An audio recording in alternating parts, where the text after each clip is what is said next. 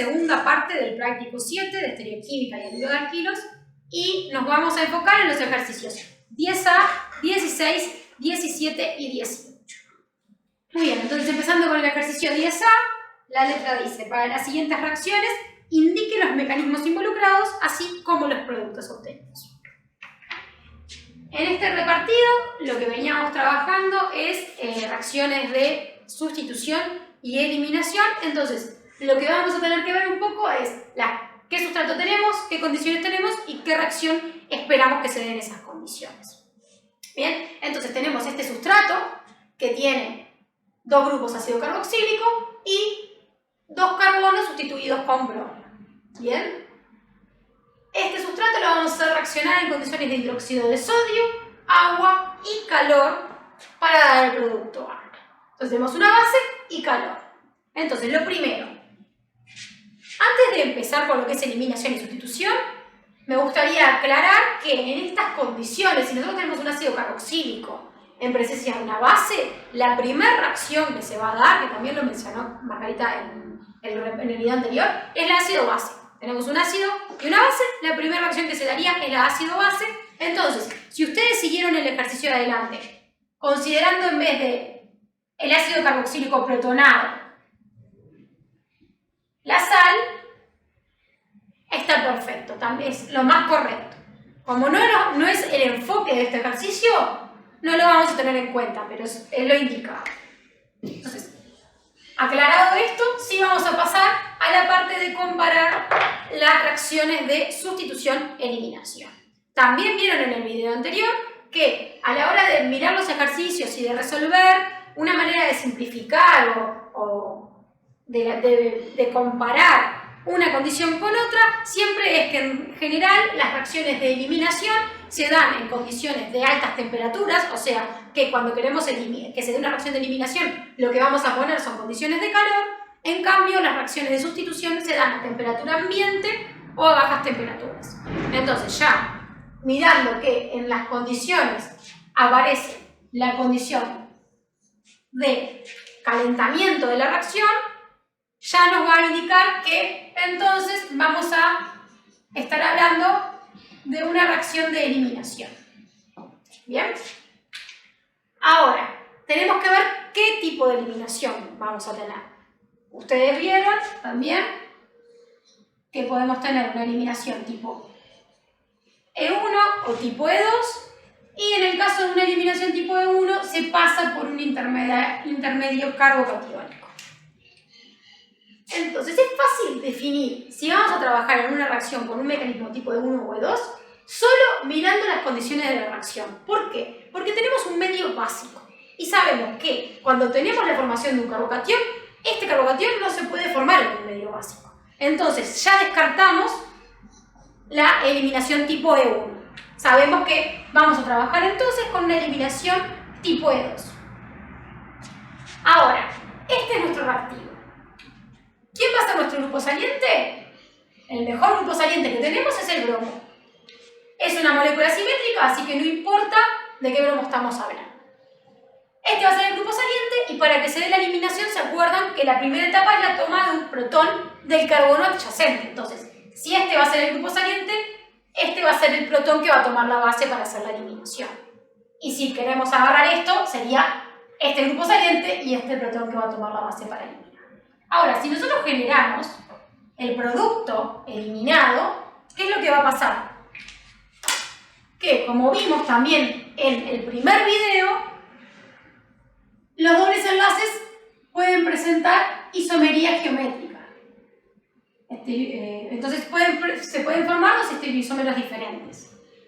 El estereoisómero Z o el estereoisómero E.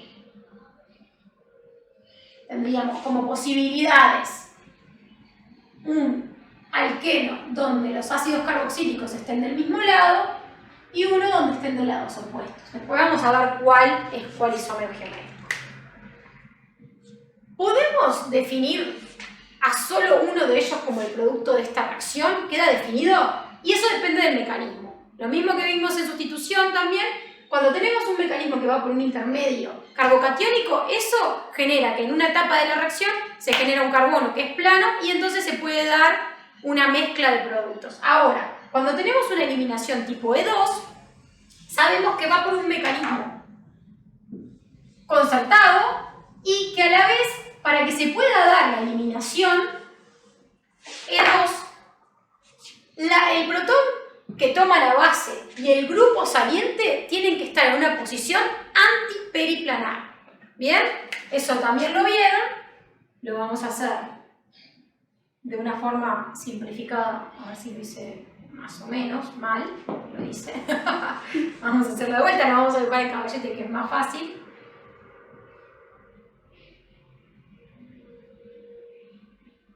O sea, que en una eliminación, acá vamos a poner R, no importa,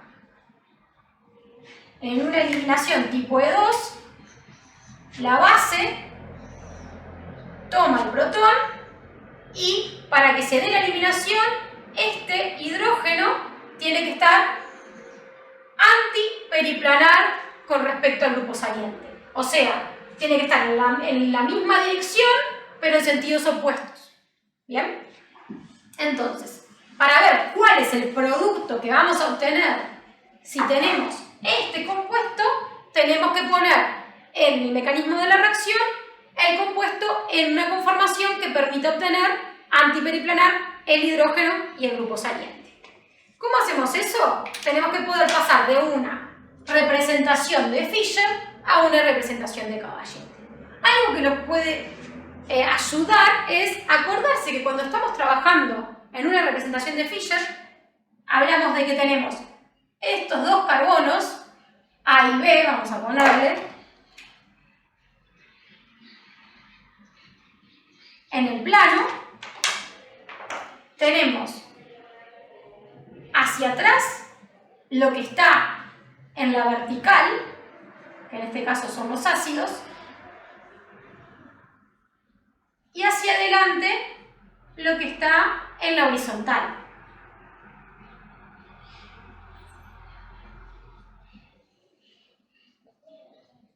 Bien, esto está en el plano, lo que está en la horizontal está hacia adelante. Si mi cuerpo fuera el enlace carbono-carbono, están hacia adelante el bromo y el hidrógeno. Y hacia atrás estaría el ácido. Bien, entonces si vamos ahora a una representación de Caballete, dibujo nuevamente. Tengo acá carbono A, carbono B. Hacia abajo están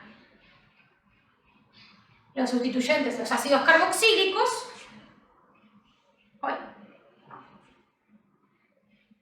¿Me quedó bien?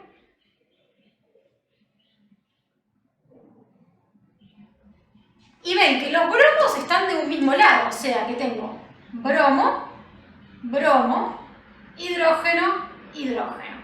Recuerden que cuando miramos la Fischer, estamos mirando desde arriba a la estructura. Estos bromos están saliendo del pizarrón, digamos. Bromo, bromo, hidrógeno, hidrógeno. Bien, en esta forma tenemos, si vamos a considerar, como dijimos acá, que el que está, el grupo saliente, vamos a decir, va a ser este bromo y la base va a tomar este protón. ¿Tenemos el hidrógeno y al bromo antiperiplanares? No, no los tenemos. Entonces tenemos que rotar uno de esos carbonos para lograr ponerlos en esa posición para que se dé la eliminación, antiperiplanares. ¿Bien? A veces lo más sencillo es, en este caso quizás, rotar un poco los dos para que nos quede una forma más fácil de ver. O sea, este hidrógeno lo voy a poner acá abajo, voy a rotar, voy a mantener lo mismo. Lo único que voy a hacer es el conforme. Entonces, muevo este carbono y este hidrógeno lo pongo abajo. Entonces me queda en donde está el bromo, el ácido, y donde está el hidrógeno, como yo hice este movimiento, tiré el bromo para acá, el bromo. ¿Bien? Y este caso, lo que voy a hacer es ponerlo también perpendicular, pero voy a poner ahora el grupo saliente, también lo voy a mover así, y ponerlo para arriba. Pongo el bromo para arriba, y entonces, si yo muevo esto en sentido antihorario, el que se va a ir para adelante es el ácido. Y el que se va a ir para atrás es el hidrógeno. ¿Bien? Entonces, en el mecanismo de la reacción, voy a trabajar con esta conformación que me permite tener el hidrógeno y el bromo antiperiplanares. Entonces, cuando venga, ahora sí, la base, en el mecanismo de la reacción, la base va, es un mecanismo tipo E2, o sea, que es concertado, toma el protón, los electrones del enlace carbono-hidrógeno van a formar el doble enlace y se va a ir el bromo como grupo saliente. ¿Qué vamos a obtener? Y de esta manera es que vamos a ver qué alqueno vamos a obtener. En el alqueno que se forme, si yo formo el alqueno en vemos que quedaron del mismo lado. Este ácido está como saliendo del pizarrón y este también. O sea, me queda el ácido de este lado, el bromo de este lado, y en este caso el que está para atrás es el hidrógeno. El hidrógeno de este lado y el ácido de este lado. ¿Bien? O sea, el tipo de mecanismo que tenemos que hacer es el que me va a definir qué isómero, qué alqueno obtenemos como producto. No es que podemos obtener cualquiera. Si estamos haciendo una reacción tipo E2, vamos a obtener este alqueno. ¿Bien? Y solo este. No podemos obtener el otro. Ahora. No nos preguntaba más acerca de esto, pero sí lo que podemos hacer para ver qué tipo de alqueno, que es interesante en este caso donde se repite uno de los grupos, es ver la configuración de este alqueno. Entonces, ¿se acuerdan que para ver si tenemos un alqueno Z o E, lo que tenemos que ver es las prioridades de los sustituyentes de cada uno de los carbonos que forma ese doble enlace? Si vamos a este carbono, vemos que este carbono está unido a un bromo y a un carbono en su primera coordinación. El bromo tiene mayor peso atómico, entonces va a tener la prioridad 1 y el carbono va a tener la prioridad 2. Y ahora, si vamos a este carbono está unido a un carbono y un hidrógeno. Claramente, este sustituyente va a tener la prioridad 1 y este la prioridad 2. Ahora, a la hora de mirar si nos quedaron del mismo lado los sustituyentes con mayor prioridad, lo que tenemos que ver es que nos quedó de un lado el sustituyente con prioridad 1 para un carbono y el con prioridad 2 para el otro. O sea que me quedó el alqueno con configuración E. Porque nos quedaron intercambiados los sustituyentes con mayor prioridad, quedaron uno para cada lado. Es interesante que vean esto porque ven que a pesar de que uno a simple vista diría ¡ay, tengo los dos sustituyentes iguales para el mismo lado! Sería un alqueno cis, no es así. Porque los otros sustituyentes son diferentes, entonces tengo que de verdad mirar las prioridades de los sustituyentes de cada carbono. ¿Cómo me queda? El que tiene mayor prioridad opuesto al que tiene mayor prioridad del otro carbono es un alqueno E. Bien, ahora vamos a hacer el ejercicio 16, que dice, cuando el R3-cloro-1-buteno se calienta en un disolvente adecuado, se obtiene una mezcla del producto de partida y su isómero 1-cloro-2-buteno. Entonces, la parte A nos pide complete el mecanismo y proponga una estructura para el intermedio de la reacción. Entonces, esto es lo que tenemos. Este es el reactivo que vamos a poner en condiciones de solo de calentamiento. No hay ningún disolvente adecuado, pero no hay otro reactivo. Y lo que dice es que pasa por un intermedio y se obtiene como producto el 1-cloro-2-buteno. O sea, en verdad obtenemos una mezcla de esto y de esto al final de la reacción. Bien, entonces primero tenemos que analizar qué es lo que va a estar pasando, qué reacción estamos hablando. A ver, en estas condiciones no tenemos un nucleófilo externo que vaya a impulsar ningún tipo de reacción de sustitución. O sea, no tenemos una base, o sea que no tenemos una eliminación, y no tenemos ningún nucleófilo que vaya a impulsar una sustitución tipo SN2. Porque se acuerdan que en la SN2 necesitamos un nucleófilo que es el que concertadamente va a entrar, va a atacar el carbono donde se va a dar la sustitución. Lo que sí tenemos es un compuesto que tiene un doble enlace y que tiene un cloro, que podría funcionar como grupo saliente.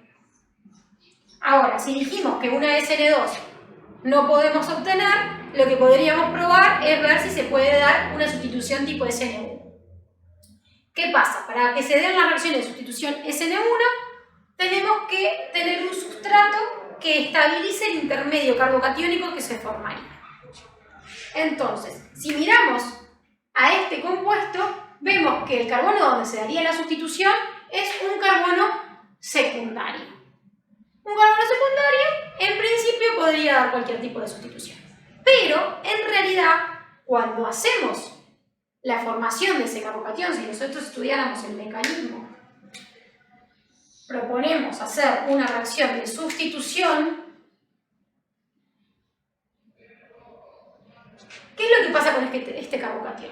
No es que es secundario en realidad. Si ven, el carbocatión se puede estabilizar por resonancia porque es un carbocatión alílico. Entonces, este carbocatión, se llama este carbocatión,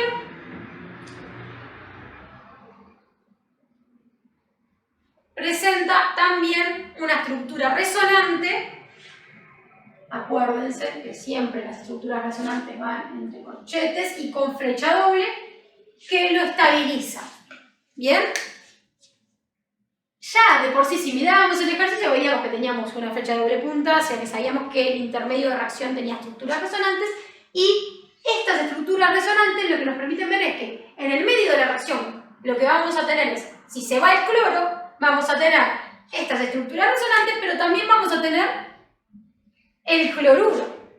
Ese entonces va a pasar a ser nuestro nucleófilo en la reacción, y este nucleófilo podría atacar a esta estructura resonante o a esta. Si ataca a esta estructura resonante, volveríamos a este tipo de compuesto. Y si ataca a esta estructura resonante, es así como obtenemos el 1-cloro-2-buteno. ¿Bien? Ahora, si seguimos en el ejercicio, la parte B nos dice: la rotación óptica del 3-cloro-1-buteno recuperado, este es el 3-cloro-1-buteno,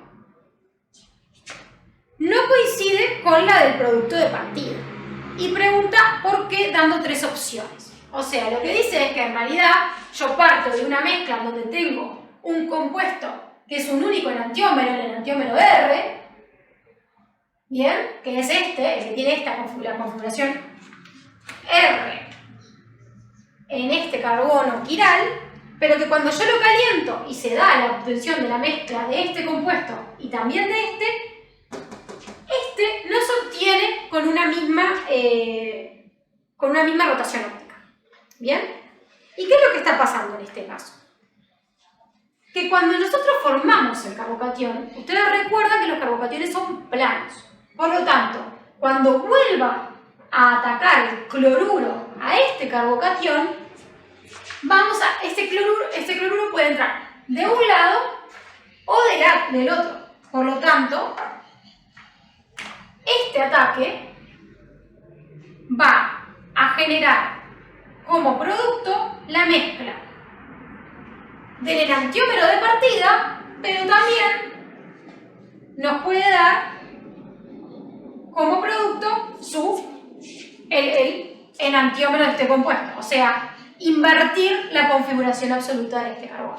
Entonces, si vamos a ver las opciones que nos da la parte B, dice que esto de que no se obtenga el compuesto con la misma rotación óptica se puede explicar y porque sea solo el isómero S, este es R y este es S, y esa respuesta por lo tanto sería falsa, porque no es que se obtiene la inversión de la configuración, sino que obtenemos una mezcla. La parte 2 sí dice, es una mezcla de isómeros R y S, lo cual está perfecto, y la parte 3 sí dice, es una mezcla de isómeros cis y trans, que eso está mal, porque se acuerdan que cuando hablamos de actividad óptica estamos hablando de estereoisómeros con actividad óptica, son aquellos que tienen carbonos quirales o que tienen imágenes especulares no superponibles, no de isómeros geométricos. Los isómeros geométricos no tienen actividad óptica. Por lo tanto, esa no sería la respuesta del cambio de la actividad óptica. Y además de que eso no es así, recuerden que al ser un álqueno terminal no tenemos isómeros geométricos posibles en este caso. ¿Bien? Y así resolveríamos el ejercicio 16 del repartido 7. Bueno, ahora vamos a seguir con este práctico, con la segunda parte del práctico 7, el ejercicio 17. Vamos a leerlo, ahí está esquematizado, pero vamos a leer. Dice, el bromuro de mentilo, este compuesto, que llamamos A, ¿sí? Reacciona con etóxido de sodio en etanol y calor, obteniéndose un único producto C. A su vez, el bromuro de neomentilo, este otro compuesto que llamamos B, reacciona en las mismas condiciones, ¿sí? Pero da una mezcla de dos compuestos, C y un isómero de C que es D. Por lo tanto acá, que no lo puse, ambos son isómeros, ¿sí? Muy bien. Entonces lo que pregunta es, tenemos que hacer las sillas correspondientes de A y de B, ya que es un ciclo hexano, ¿sí? Tenemos que hacerle el mecanismo correspondiente de esta reacción y de esta. Y después tenemos que explicar, ¿sí? Y se indican las estructuras de C y D y los mecanismos compatibles. Y hay una opción C que la vamos a ver, que es cambiando la base, que es lo que sucede, pero vamos a hacerla al final. Vamos a hacer al principio lo que nos pide. Bueno, ciclo hexano, una silla, ¿sí? Bueno, empecemos con una conformación y luego vemos si es la más estable o no, ¿sí? Lo de siempre, con los tips que les dimos, el ciclo hexano es una silla, yo lo voy a mirar desde este lado, ¿sí? Desde adelante del pizarrón, hacia mí. Si yo pongo a todos estos carbonos en el plano del pizarrón, hacia mí tengo el bromo, hacia mí tengo el sustituyente metilo y hacia atrás, hacia adentro, el isopropilo. Lo que significa que cuando yo dibuje la silla para el mismo lado de todos los carbonos, va a estar el bromo y el metilo, y para el lado opuesto va a estar el isopropilo. ¿Está claro? Muy bien. Vamos a elegir quién es el carbono que soporta el bromo. Lo voy a poner aquí. Da igual, ustedes lo eligen como quieran. Muy bien. Lo estoy mirando desde arriba. Quiere decir que cuando yo esto lo aplasto, hacia mí voy a tener el bromo. Mi ojo va a estar aquí. Mis pestañitas. ¿Sí? Va a estar aquí, arriba. Por lo tanto, en este carbono, el bromo está en esta posición. Aquí va a estar el otro sustituyente. Muy bien. Si este carbono es este que está aquí, este carbono es este que está acá, este carbono es el del metilo. Otra vez, ¿qué dijimos? Estoy mirando desde este lado. Me está pegando el metilo cuando me acerco. Por lo tanto, si mi ojo está acá, en estas dos opciones, aquí va a estar el metilo, aquí va a estar el hidrógeno. ¿Sí? Este carbono es este que está aquí, este carbono es este que está acá, este carbono es este que está acá, y el que está al lado del que sustituye el bromo va a ser el isopropilo. Otra vez, lo estoy mirando desde este lado, el isopropilo se está alejando de mí. Si ahora mi ojo está arriba, el isopropilo se aleja, está en la posición axial respecto al carbono que soporta. Ustedes me van a decir, bueno Margarita, pero acá tenemos una silla y todos los sustituyentes están axiales. No es el conformero más estable. Y tienen razón. Quiere decir que si yo voy a hacer el equilibrio conformacional, voy a tener que desplazarlo totalmente a este nuevo conformero que voy a dibujar ahora, que es la otra opción silla, en donde todos sus sustituyentes están ecuatoriales, ¿sí? Y esto lo hablamos muchísimo, acá no es, y esto lo vimos muchísimo cuando vimos las sillas y los conformeros más estables. Otra vez, ¿cómo paso de esto a la silla? Bueno, obtengo la secuencia de la silla, Hacia adelante el bromo y el metilo, si lo miro de este lado, hacia adelante, hacia mí, en este ojo que está aquí, el bromo y el metilo, lejos el isopropilo, lejos el isopropilo. Esta es la silla más estable, esta es la silla más estable porque deja a todos los sustituyentes ecuatoriales. Muy bien, hagamos lo mismo para esta otra silla, para el compuesto B. Bueno, en el mismo razonamiento lo voy a mirar desde este lado. Empecemos con una conformación.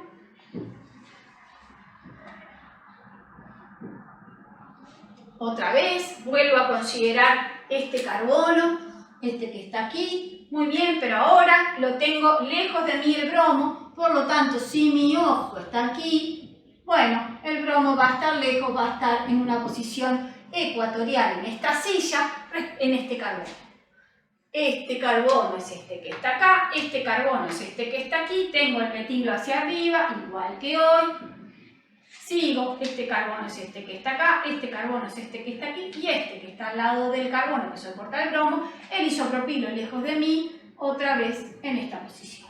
Muy bien, ¿qué es lo que sucede acá? Bueno, en realidad tenemos una silla o una conformación en la cual en esta opción el bromo es ecuatorial, pero los otros dos sustituyentes son axiales. Bueno, va a tener ahora sí otro conformero que no tiene por qué ser más estable, va a ser un poquito más estable, mejor dicho. ¿Por qué? Porque deja dos sustituyentes en vez de uno en una posición ecuatorial. Entonces, en esta nueva conformación de la silla, el bromo, que antes era ecuatorial, pasa a ser axial, el metilo, que antes era axial, pasa a ser ecuatorial, y el isopropilo, que antes era axial, pasa a ser ecuatorial. Se supone que entre estas dos conformaciones, esta sería la más favorable porque me deja más sustituyentes en posición, y voluminosos además, más sustituyentes y voluminosos, ¿sí? En una posición ecuatorial respecto a esta. Podemos empezar a ver cuán voluminoso es el bromo respecto al isopropilo y al metilo, pero al tener dos grupos respecto a uno, consideramos que la voluminosidad del bromo respecto al isopropilo y al metilo les gana al isopropilo y al metilo, y por lo tanto cuando están ecuatoriales este conformero es de esperar que sea de menor energía y más estable.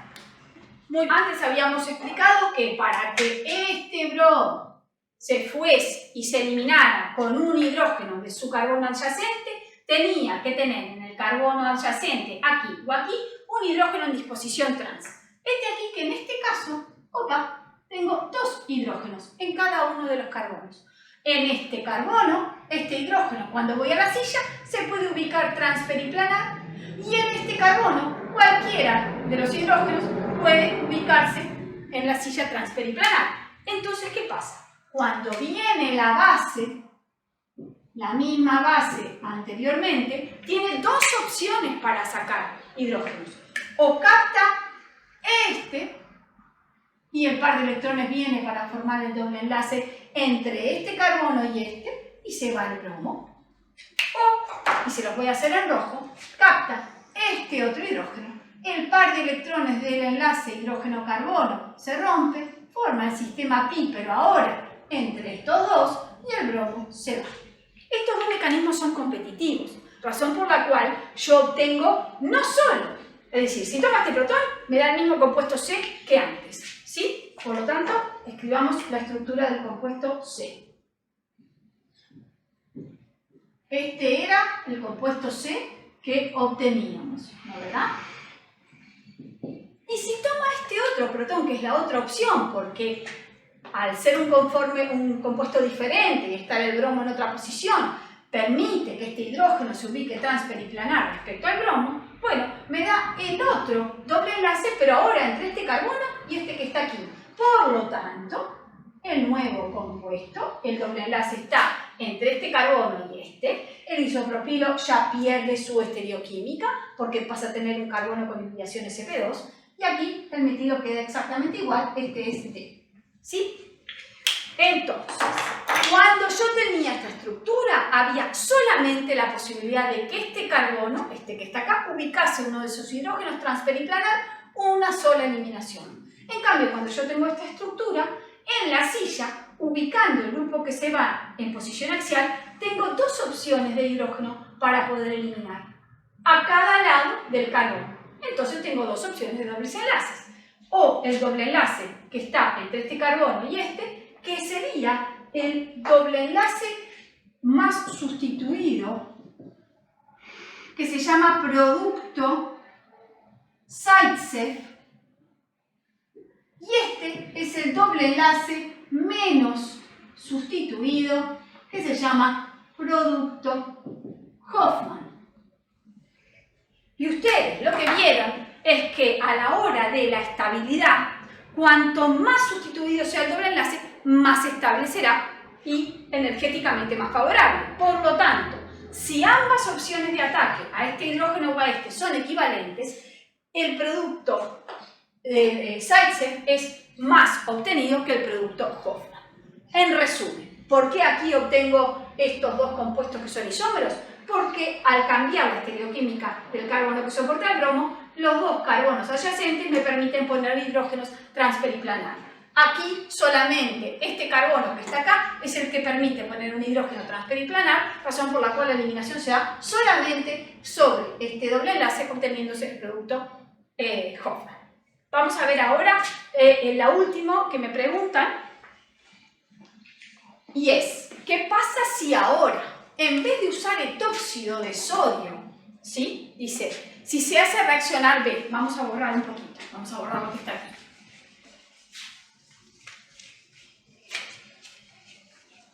Ahora me dicen, yo hago reaccionar B, el mismo B que está ahí, el mismo B. Pero en vez de hacerlo reaccionar con etóxido de sodio, se hace reaccionar con terbutóxido de sodio, en terbutanol, es decir, una base también que es más voluminosa. Y lo que dice es, uno de los productos C o D aumenta. Se obtiene C más D, pero no en igual proporción. Hay uno que aumenta más que otro. Y la pregunta es, ¿cuál y por qué? Entonces, ¿cuál es la diferencia entre esta reacción y esta? Simplemente la voluminosidad de la base. Si yo lo que tengo que ver es cómo juega en el mecanismo esa voluminosidad, lo que tengo que ver es a la hora de que la base se acerque, en este caso el terbutóxido, que es más voluminoso. Esta silla va a ser igual a esta porque no cambié el reactivo, ¿está claro? Pero a la hora de que el terbutóxido se acerque, o aquí, bueno, hay una diferencia sustancial, y es el impedimento estérico que está cerca del hidrógeno que quiero sacar. Acá tengo el isopropilo. Sacar este hidrógeno implica que algo voluminoso como base se tiene que acercar a un carbono que ya tiene un grupo voluminoso. Por lo tanto, va a haber más impedimento estérico cuanto más voluminosa sea la base para quitar este protón, que está más impedido, que este otro. ¿Qué implica? Que a la hora de que la base sea voluminosa, le es más fácil acercarse a donde el hidrógeno no tiene tanto impedimento estérico, generando este producto, que generando el producto de mayor sustitución. Lo que significa que esto es mayoritario, este va a ser minoritario, es decir, hay más porcentaje de C que de D, y la razón es que a la hora del acercamiento de la base, le es, al ser voluminosa, más fácil acercarse a aquel hidrógeno con el menor impedimento estérico para hacer la eliminación, generando el doble enlace menos sustituido, que acercarse al de mayor impedimento estérico, que si bien da el doble enlace más sustituido, más estable, aquí hay una competencia a la hora de la energía del ataque, ¿sí?, respecto a la energía del producto final. Bueno, vamos ahora a hacer el último ejercicio, el ejercicio 18. ¿Sí? Vamos a leerlo. Igual está acá planteado el esquema del ejercicio.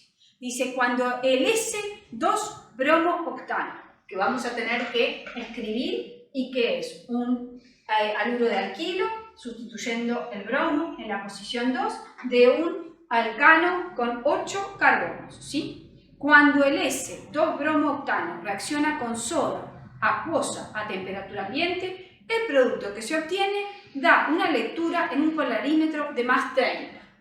El compuesto en medio básico, soda acuoso, me da un compuesto con un alfa D de más 30.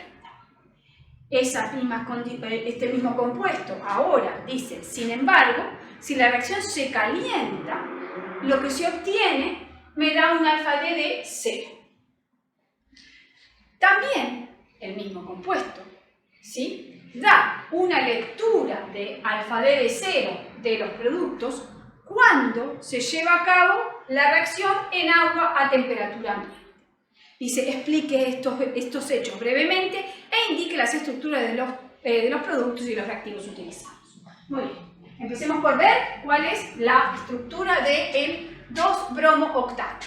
Otra vez, es un alcano, ¿se acuerdan? Ya se olvidaron de todo. Esto es un alcano, lo que significa que todos sus carbonos son hibridaciones CP3, en donde tengo un sustituyente que es el bromo, en el carbono 2 y con una estereoquímica definida. Entonces hagamos la molécula. 1, 2, 3, 4, 5, 6, 7, 8. 1, 2, 3, 4, 5, 6, 7, 8. Perfecto. El carbono 2, este o este, me da igual. Voy a poner el bromo en ese carbono. Voy a empezar a escribir el bromo para adelante simplemente por una cuestión de practicidad. Si la estereoquímica que obtengo no es la que me define, invierto la posición del bromo hacia atrás y el hidrógeno hacia adelante. Las reglas de Canning-Goli premio. Este carbono prioriza el bromo como el sustituyente de mayor peso atómico. 1, después seguiría acá, 2, 3. Si hago el giro, me da que es R. Pues no es lo que quiero. Entonces voy a borrar, voy a volver a escribir, pero ahora invirtiendo la posición. Bueno, no invertí nada. Es lo mismo, diferente lado.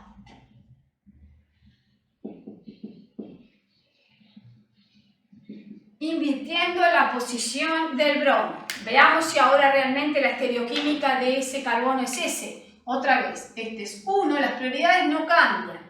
Este es el 2, este es el 3. Hago el giro, me daría horario, pero como tengo el sustituyente de menor prioridad hacia mí, tengo que invertirlo, es ese. Muy bien. Habiendo definido, voy a borrar acá para que no me moleste después. Habiendo definido la estereoquímica del compuesto de partida, lo que me preguntan es, bueno, mira, este compuesto, cuando está en medio básico, acuoso, a temperatura ambiente, me da un compuesto cuyo alfa D vale más 30. Este mismo compuesto, en las mismas condiciones básicas, pero con calor, me da un compuesto que no tiene actividad óptica.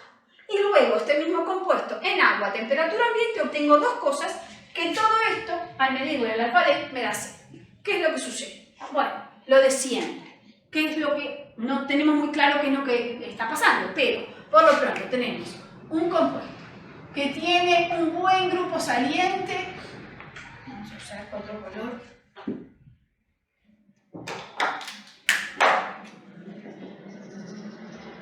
Buen grupo saliente sobre un carbono que es secundario. Tenemos que empezar a ver qué puede pasar. A temperatura ambiente, vamos a pensar en una sustitución nucleofílica, ¿sí? Más que en una eliminación. Rebobinemos. Primero miramos la temperatura, perdonen que me fui para otro lado. Sustitución frente a eliminación, favorezco opción de sustitución. Si hablo de sustitución, empiezo a mirar el carbono que va a ser sustituido, el grupo que se va, que es bueno, el carbono que es secundario, no me dice nada del mecanismo, es N1 o es N2, la sustitución del carbono, aquí no estaría mal, pero, el nucleófilo es cargado, es un grupo hidroxilo, cargado, no puedo generar carbocatión. Por lo tanto, voy a hablar de una sustitución nucleofílica bimolecular y por lo tanto el grupo hidroxilo va a atacar al carbono que soporta el bromuro y se va a ir. ¿Me piden el mecanismo? No, explico brevemente. No vamos a hacer el mecanismo, lo que importa es que cuando el grupo hidroxilo ataca al carbono que soporta el bromo y el bromo se va, lo hace con inversión de configuración, lo que significa que el producto que voy a obtener cuando estoy en estas condiciones básicas, 1, 2, 3, 4, 5, 6, 7, 8, sí, implica que el hidrógeno esté atrás, el grupo hidroxilo esté adelante, es un solo estereoisómero, por Por eso su alfa D es igual a más 30, ¿sí? Tiene un valor porque tengo una quiralidad definida sobre el carbono que fue sustituido, ¿sí? Muy bien, entendimos que sobre este sustrato, en estas condiciones básicas, ¿sí? Pero a temperatura ambiente, el grupo hidroxilo actúa como nucleófilo. ¿Qué pasa si uso las mismas condiciones? Medio acuoso, ¿sí? Hidróxido de sodio, pero ahora con calor. Bueno, hay una competencia entre la sustitución y la eliminación. ¿Y qué dijimos? El calor me favorece la eliminación. Y ya hablamos de que si vamos a eliminar, tengo que ver dos carbonos. El que tiene el grupo que se va y los dos adyacentes a él. Para eliminar tiene que haber hidrógenos aquí y la eliminación darse entre este carbono y este. Este se va y este carbono pierde un hidrógeno con la base, o entre este carbono y este que está acá. Otra vez. Importante. Alfa D igual 0 no significa que solamente sea eliminación, pero si evidentemente tengo un doble enlace, no hay quiralidad. Por lo tanto, esto me da un indicio que molécula no tiene quiralidad. En principio, ¿sí? Puede ser una mezcla racémica, pero no es el caso. ¿Sí? ¿Por qué? Porque hablamos de eliminación. Por lo tanto, acá me estoy asegurando de que como tengo un doble enlace, no voy a tener quiralidad. Ok.